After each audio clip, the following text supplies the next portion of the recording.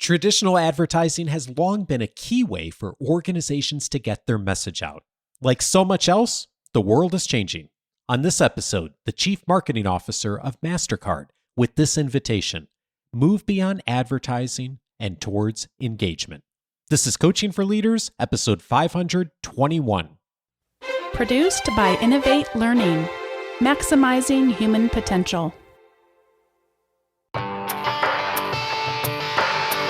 Greetings to you from Orange County, California. This is Coaching for Leaders, and I'm your host, Dave Stachowiak.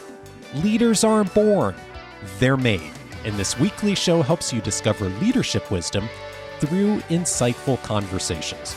There's so much about the world that has been changing in recent years, and one of the key things that's been changing so much is how we approach marketing. Today's guest is going to challenge us to think about marketing in new ways, but not just marketing, really looking at it more holistically. I'm so glad to welcome Rajamannar to the show today. He is the Chief Marketing and Communications Officer for Mastercard and President of the company's healthcare business. He also serves as President of the World Federation of Advertisers. With more than 30 years as a global executive, Raja has held C-level roles at firms ranging from Anthem to Humana, and has overseen the successful evolution of Mastercard's identity for the digital age, from its priceless experiential platforms to marketing-led business models. His work has been featured in Harvard Business School and Yale School of Management case studies, and been taught at more than 40 top management schools around the world. He is the author of Quantum Marketing, Mastering the New Marketing Mindset for Tomorrow's Consumers. Raja, it is such a pleasure to meet you. Dave, thank you so very much for having me on your show. I'm delighted to be here and to share a few thoughts. One of the distinctions you make in the book is between the terms loyalty and affinity. And a lot of companies have loyalty programs, but you invite us to think about the word affinity more. And I'm wondering if you could break that down a bit of that distinction today. Absolutely. So firstly, the genesis to all this is, I was trying to one day sit and put together the stats for the industry as to where exactly the marketing dollars go. They are well in excess of $1 trillion. In fact, WFA, which is the World Federation of Advertisers, their collective membership spends more than $1 trillion. And I was just wondering, where is this $1 trillion going on an annual basis that all the brands are spending? One of the big areas is loyalty. So I said, wow, that's fascinating. And around the same time, I came across an article on BBC.com. And when I read that article, it said that in a relationship, either a formal committed relationship like a marriage or a live-in relationship, they said that 70% plus of all the people in a relationship have admitted to having cheated on their partners. Wow. Now, I'm not here to make a value judgment about it, but it set me thinking, saying that, okay, let me start digging into this space and see, because in the context of either a marriage or a committed relationship of some sorts or the other, A, there is a commitment, explicit or implicit, and B, there is a consequence of not being loyal. So which means if you are, there could be a reputational consequence, there could be financial consequence, there could be emotional consequence to the people that he or she cares about. So in spite of making the commitments and knowing the consequences, people are still not loyal. An overwhelming majority are not loyal in their personal lives. So as marketers, how wise are we in assuming that we run loyalty programs and that makes people become loyal to our brands? And if you look at the entire hierarchy of people in their lives, we, the commercial entities or the commercial brands, actually feature somewhere way down in the hierarchy. So I think it's quite, unwise for us to assume that people will be loyal to us or to our brands. And therefore, we need to really look at it from a completely different perspective. The key thing is, if people are not wired for loyalty, at least to the commercial brands and entities for sure, that doesn't take away the need of brands to have a stickiness with the consumers, with their consumers, right? So you need to find a way of how you hold on to them. Now, that is what I call as more an affinity that you're creating. There is some kind of a bonding, but there is no commitment of loyalty. So they are leaning more towards your brand on the one hand. And you need to then have a platform, which I call the contextual preference models or platforms. Basically, you try to get in front of consumer in an appropriate way and influence that consumer to take a decision in favor of your brand when they are just about to make that decision. So the contextuality is important, and the ability to influence them in favor of your brand is what you strive for. Now, this is how you really need to look at it. And it's winning every single time at every point of interaction, as opposed to throwing a lot of money and saying that now we are running loyalty programs. So I think the traditional way of thinking about loyalty has to totally alter. I really love that invitation. And I think the analogy to our most important and committed relationships for most people of spouses and partners is just such a helpful one. If people struggle there, imagine how little care sometimes there is to loyalty. And I love the thing that Gary Vaynerchuk says often of making the point to businesses of, these aren't your customers. You don't own them, right? It really is up to us as businesses, organizations, marketers to continually really influence that relationship and make that more of an affinity thing versus assuming loyalty or assuming ownership. And this actually brings me to something else that I want to ask you about in the book. You are, as I mentioned in the introduction, the president of the World Federation of Advertisers. And you write this in the book. You say, to my team members, I keep saying that advertising is dead. Well, it's not entirely dead, but the way we know it today, it is certainly heading that way. That's an extraordinary statement from you. What is different today about advertising? So, firstly, let's start with the World Federation of Advertisers, right? Of which I serve as their president in a voluntary role. Now, WFA, well, the name says it's World Federation of Advertisers. It's a complete marketing organization. So they do everything end to end. And advertising is one important component of it. Now, when I look at advertising, take the experience. So I'm sitting in front of my computer or my iPad, whatever. Very, very annoyingly, every 3 minutes, an ad comes in. Now, for example, I'm listening to a song from Bollywood as an example. Actually, the song is interrupted right in the middle for the advertisement to be served to me. And that's absolutely annoying and irritating. Now, what do? I'm just waiting for when that skip ad button comes up to click on it. I'm just waiting for that, right? For the 5 seconds or whatever the time is. Now, to make my life more miserable, YouTube has introduced 2 ads, not 1. They say 1 of 2 and 2 of 2. So I have to do it twice now. Right. And in some cases, they don't let me forward it either.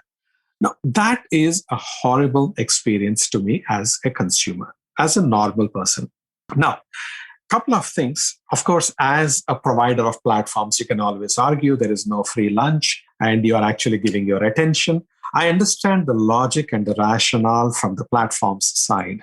But as a consumer, that doesn't help me. My experience is lousy. You, as marketers, are telling me that my experience matters to you. You want to give me a seamless, frictionless, delightful experience. And what I'm experiencing here is anything but. I don't care what your reasons are and the rationale is.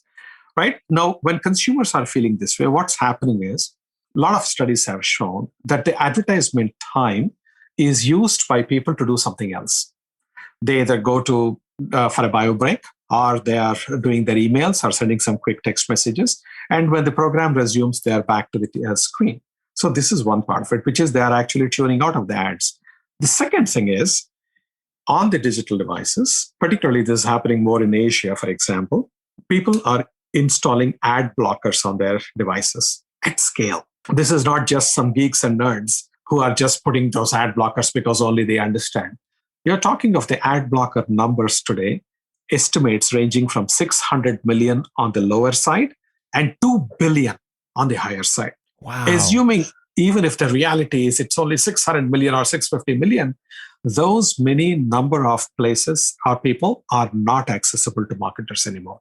So what are they saying?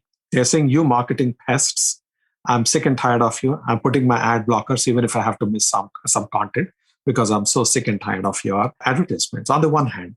Secondly, about 3 weeks back, or whenever it was, so Netflix, take Netflix, for example.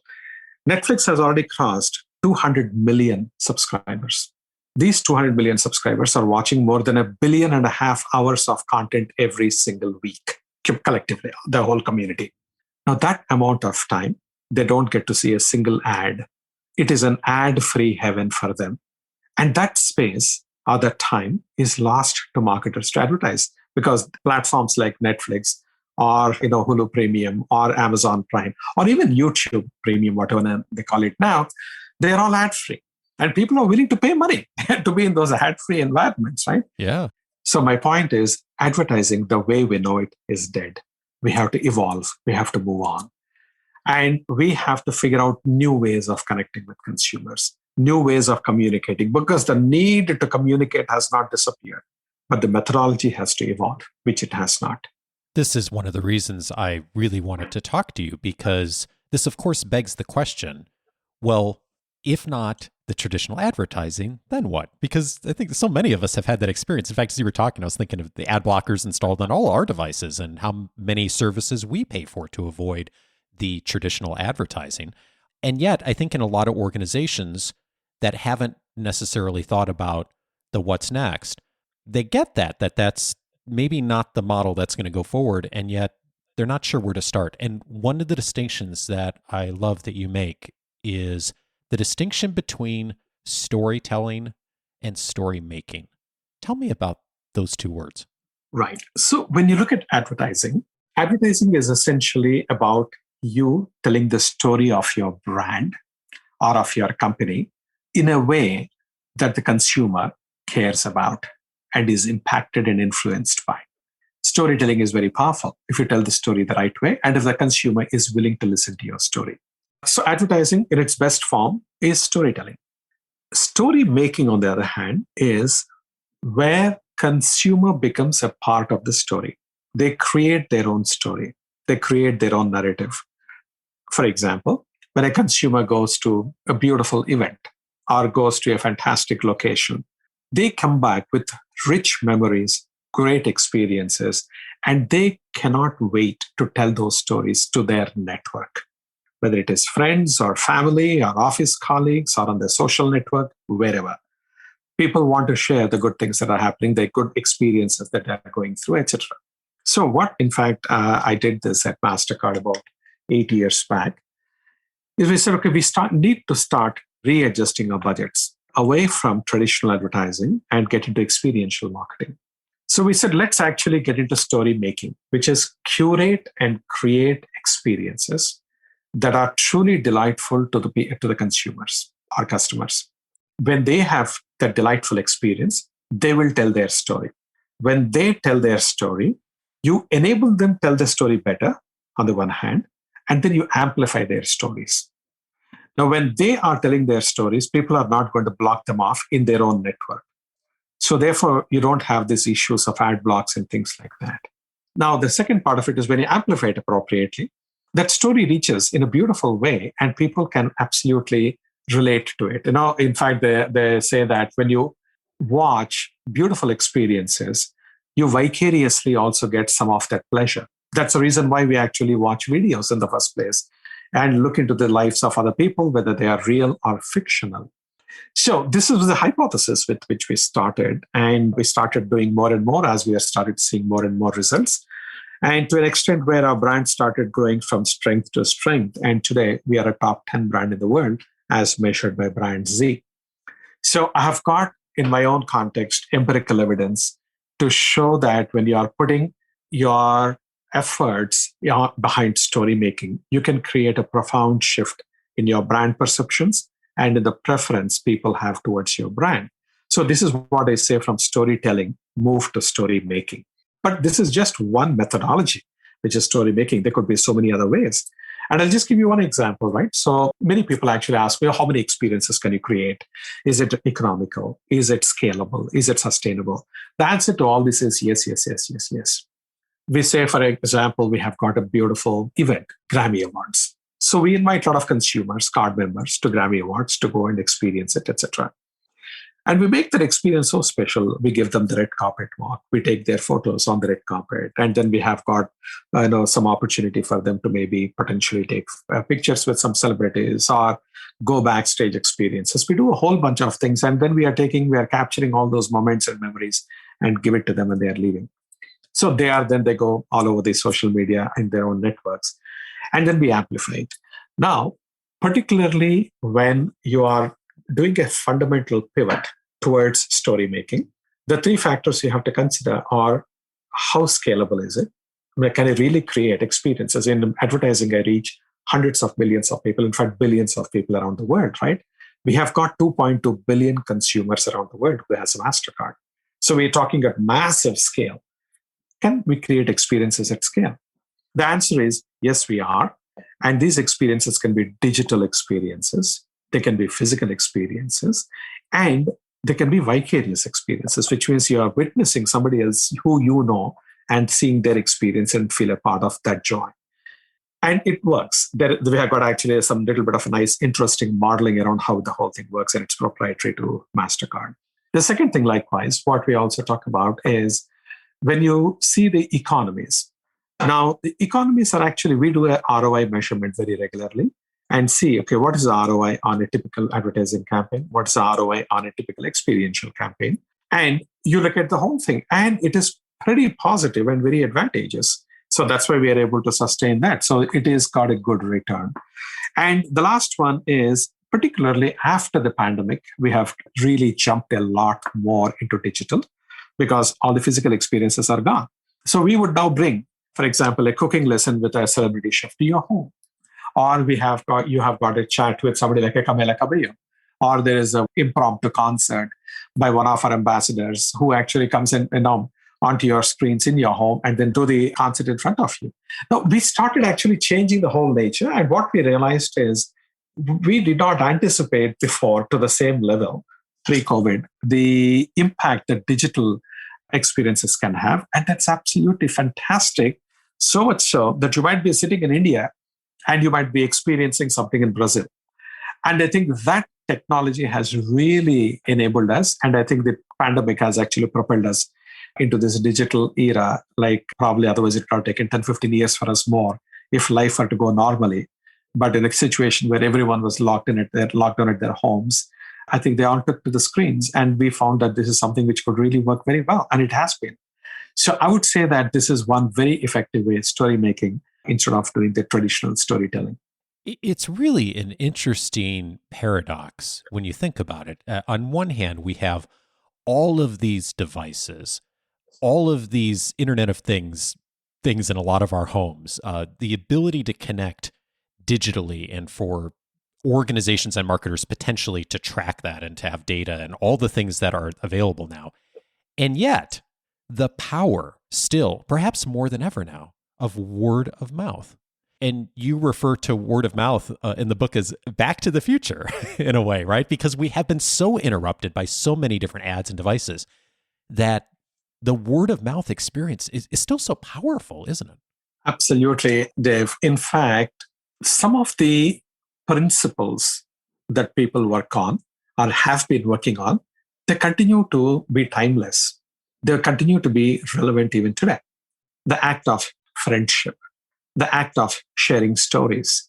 These things, they just remain. In the olden days, like if you remember the Tupperware parties, where all you're doing is, it was a physical social media, if you were to think about it, and you're creating a joint experience for all of those people. And then you hope that people then will start spreading word of mouth. Now, word of mouth today is also having a very new name called influencer marketing, right? You don't want just a person who has got a great experience or information about something to keep it to himself or herself, but you would want them to spread.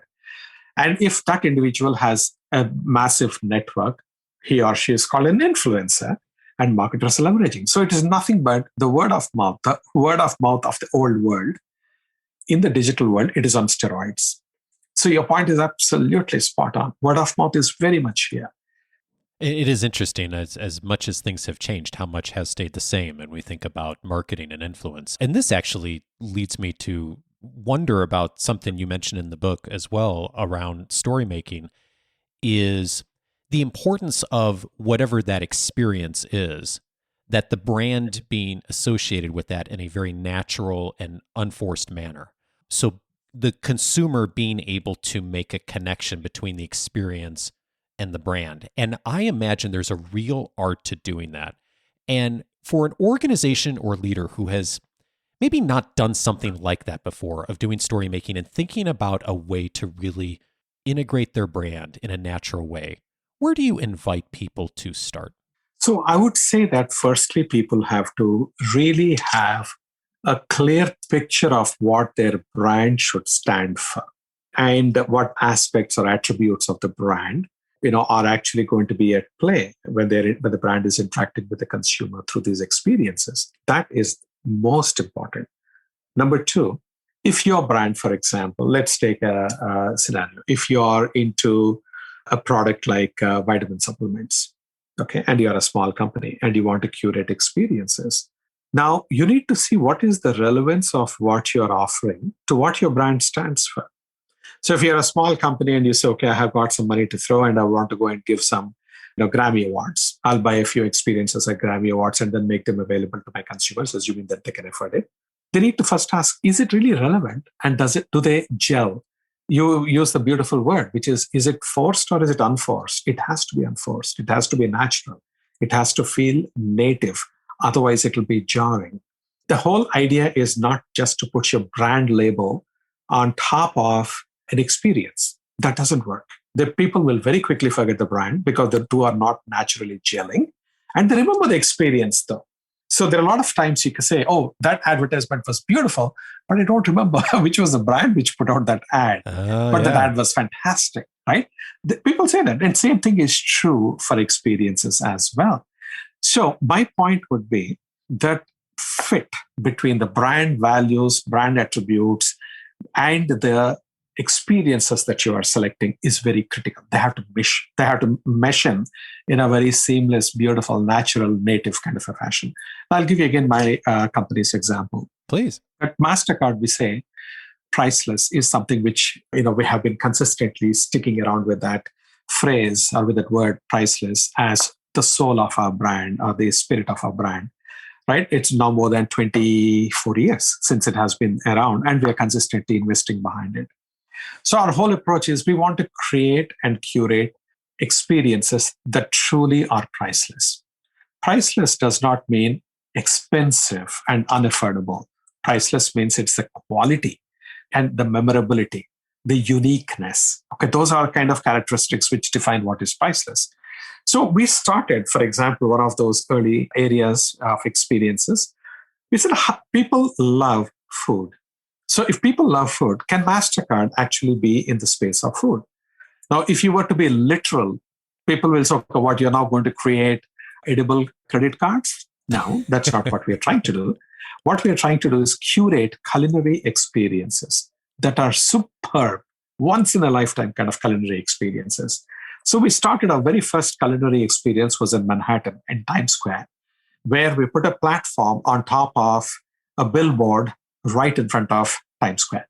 And on top of that platform, which was very safely and securely positioned so it doesn't fall off, and there we put up a table. We call it the Priceless table. And we had people come and have a 5-course Michelin star curated meal there, a lunch and 2 dinners.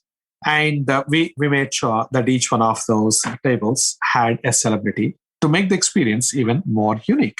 Now, you don't imagine normal life that you're sitting on top of a billboard and eating it. Some might think it is silly. Some might think it is cool. So we had to be appropriate in terms of targeting as well, who we are actually trying to impress upon. Now, we launched that and then we ran it for about 6 days, I believe. Sold out. Every single one of them sold out in a matter of few minutes. And then we had all the televisions coming in the morning, Good Morning America, and all these folks taking videos and then say, oh, Mastercard has put up this. So we were getting a lot of earned media in that sense on one level. But the people who actually had their meal and all, they were going gaga about it. So today you talk after 7 years, they will still talk about it. That's what a cool experience it was. It was very unusual, right? In an open space on top of a platform in Times Square, looking at the traffic go by and with a celebrity at your table, and you're having a fantastic meal, etc. That was the beginning. And from then on, we started getting in. And now we have got thousands and thousands of experiences, not just culinary, across all categories of experiences, literally thousands and thousands of them around the world.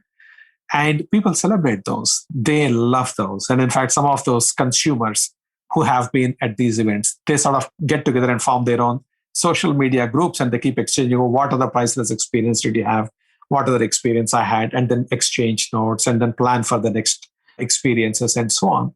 It generates a whole movement unto itself, not as a social movement and a societal good kind of movement. I don't mean to mix those things up, but there is momentum. Probably that's a better word. There's momentum behind the whole thing. So throughout, there is a subtle infusion of Mastercard in every aspect of that experience, from the dresses the people wear who are serving, the chef, the coasters look like Mastercard logo, and everything about the colors that we use are the Mastercard colors. The flowers that we put are the red and yellow flowers next to each other, like two circles of Mastercard. Meaning the team thinks through such a painful detail, I would say, to bring our brand out beautifully, aesthetically, in a pleasing fashion, and at the same time, unmistakably Mastercard. And that's what actually got made into some case studies at Harvard Business School and Yale, and being taught at multiple schools. We call it multi-sensory marketing. So these are the kind of things that we are doing. And I would say this is probably the kind of approach that other companies have to explore from the point of suitability to their brand, and see what kind of experiences they can offer, and then do it. There is so many cool things with the multisensory experience that you talk about in the book that I would really invite people to dive in on, especially if this is something your organization is thinking about. And I want to ask you something about that experience you mentioned. Is I know there are people listening who say, wow, that is so cool. And yet I work for a really small organization, and maybe our entire marketing strategy has been, let's run a few ads on Facebook or whatever in the past. If someone is there and they're thinking about, how do I really start to create stories and experiences for the people that we serve, and to begin that journey of story making, what is something you've seen a small organization do to just get started on making that shift that's worked really well? So I would say there are multiple routes that one can pursue to succeed. One could be, for example, partnership. So as many of the times, for example, Mastercard, we don't do things alone by ourselves. We do many actually in partnership with some of the brand or some of the company, right? You cannot do everything by yourself. So if a company is small, they can latch on to a large brand without getting completely overwhelmed and overpowered by the other brand in its presence, right? Is it possible, or is it fictional? It is possible, number one. Number two, in fact, depending on which markets they are, for example, trying to reach, like I can tell you, one of the ways that experiences can be curated could be as simple as organizing a Habitat for Humanity experience where you're building a house for the underprivileged, or in some place where people have lost their homes or whatever, right? Experience is not all about self-indulgence. It can be an experience where you're doing something for somebody, and that can be profoundly impactful. Like, getting together a bunch of people and say, hey, in this community, we want to create a small play park for kids and put a few equipment there, etc. Raise funds for that if you don't have enough marketing dollars, and create that park. Municipalities will be very happy because their parks are not necessarily all the time at the best of the shapes. And they will say, oh yeah, here is somebody coming along. Let's upgrade it in exchange for a small level of branding there. Capture today, thanks to the technology, the making of this children's park, for example, can all be captured on a camera, put it in bits and bytes on social media, and request influencers. So particularly when your cause is socially driven, your business objective is not necessarily philanthropic. but the cause that you are actually credibly and legitimately and appropriately associating with, if it is social. There are many influencers who will be very happy to give their time and even put in a couple of words or tweets on the social media. Say, hey, that particular brand has done an amazing job in this particular community. Look at the kind of difference. That could be one way, simple way, where a small brand can get itself well noticed, actually make a real difference, endear itself to the community, and at the same time get wider publicity or earned media as well. This is just one kind of a route, right? So there are so many ways that you can actually do it, and not everything is expensive. So that's why I keep telling, marketing is not about big dollars. Thanks to technology today, the field of marketing has got so democratized that even if you're a small company, you can compete very strongly and on an equal footing compared to a large company which has got scale, brand recognition, but they also have got legacy mindsets and legacy bureaucracies that they need to deal with. So from all those perspectives, what I would say is that companies are small companies, small and medium establishments. They should not look at marketing as a non-starter. What they should also look at is, in this day and age, marketing can be a huge differentiator for them. It can be a huge competitive advantage for them. And they can actually take shares from large companies effectively. And it gets back to what you were talking about earlier with affinity and just purpose. And if you can capture that well, there's so many things that opens up. And it's not just about dollars. It's about the real passion behind it and making the world a better place. And there's so many opportunities for so many of us to do that if we're just willing to do some creative thinking on that. Raja, this is so helpful. I so appreciate the book because it taught me a lot about what organizations are doing on marketing. And as I read the book, I thought, wow, this is the next 5 to 10 years for sure of where we're heading in how we think about marketing. So 2 invitations I'd make for everyone listening. First of all, if you're in a marketing function, absolutely, this is the book to read, Quantum Marketing. And secondly, even if you're not, I think that this book is really a wonderful overview of everything going on in this space right now. And really, I think will allow a lot of leaders to enter into a conversation about marketing with a lot more confidence, but also some really practical ways to go. And as actually, Raja, Bonnie and I use Mastercard. And the very first time I got our Mastercard 6 months ago, I noticed the sonic branding that you're doing, which is one of the things you talk about in the book. It's fascinating how much that you can really do as an organization and take practical steps. So before I let you go, Raja, I would love to ask you one other question.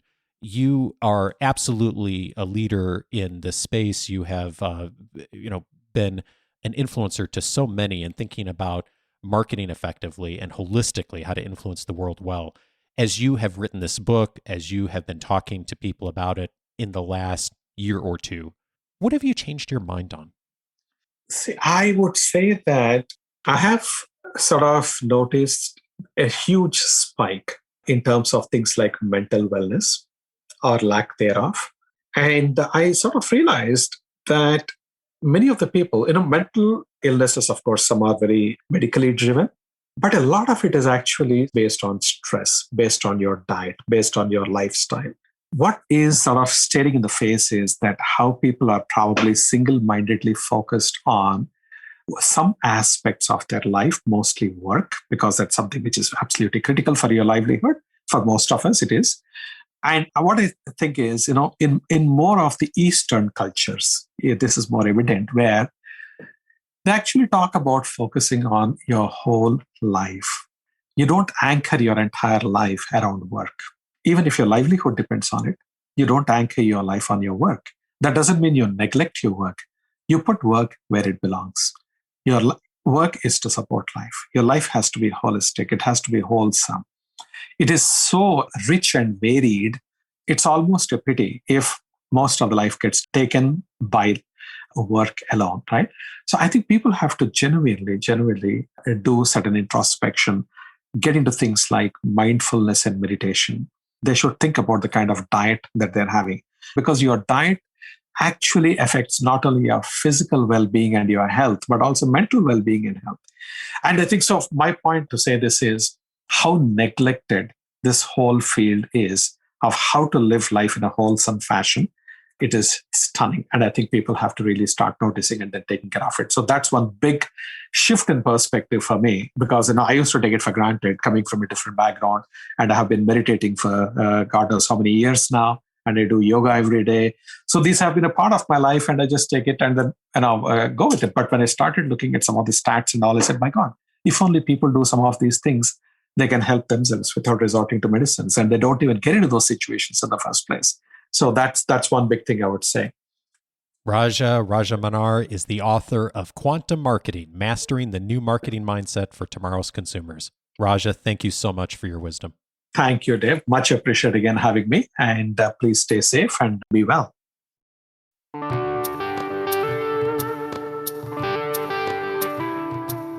If this conversation was helpful for you, several related episodes I'd also recommend. One of them on the closely related topic of sales is episode 299, How to Lead Top-Line Growth with Tim Sanders. In that conversation, Tim and I talk about deal storming, his most recent book on sales, and the process that many organizations are following today in order to engage customers well, both leading into and also after actually making the sale. And our traditional view of sales is that it's a lone wolf salesperson who is working alone or mostly alone to start the process and finish it and then hand it off to someone else. And really, a lot of organizations are not working that way, at least not effectively anymore. Episode 299 is an introduction on how to think about sales a little differently in your organization. I'd also recommend episode 381, Serving Others Through Marketing with Seth Godin. No conversation about marketing is complete without Seth's wisdom. Many of his principles and ethics have guided me and our business over the years, and you'll hear many echoes of permission, marketing, and so many of the other principles that Seth teaches in Raja's book as well. That's episode 381. And also recommended is episode 484, Where to Start on Subscriptions with Robbie Kelman Baxter. On that episode, we talked about the new trend, it's not as new anymore, on companies and organizations moving to subscription models. Certainly you and your family have noticed this pattern, and it has been a big change and shift in the last 5 to 10 years of how businesses are engaging customers and continuing that relationship. Robbie is an expert on how businesses can utilize subscriptions in their work and in their strategy. Episode 484 is the starting point for that. And then finally, I'd recommend an episode that I aired on Dave's Journal a while back that's titled, If You Build It, They Will Come. That's a message we have heard many times in popular culture. It is a myth, and it is really not the way to approach engaging and building a business and engaging with customers. And I explain why in that episode. You can find it linked up on the episode notes. All of those you can find on the coachingforleaders.com website. We have a section for sales and selling. We also have a section for marketing, many other conversations that we've aired over the years on both of those topics and many more. If you have not yet set up your free membership to access all of the past episodes, searchable by topic, I'd invite you to do so. Just go over to coachingforleaders.com, set up your free membership, and in a few seconds, you'll be off and running in the full interface of our library, accessing episodes searchable by topic, as I mentioned, and also full access to my own personal library, all of the interview notes, including the notes from Raja's book, and of course, the weekly leadership guide, which comes to your inbox every Wednesday, including the most important links from every episode and all of the resources I've been finding online for you all week. All of that at coachingforleaders.com. Set up your free membership and you'll be off and running. Next Monday, I'm glad to welcome Michael Hyatt back to the show. He is going to be teaching us how high achievers can start to find balance. Join me for that conversation with Michael next week. Have a great week, and I'll see you on Monday.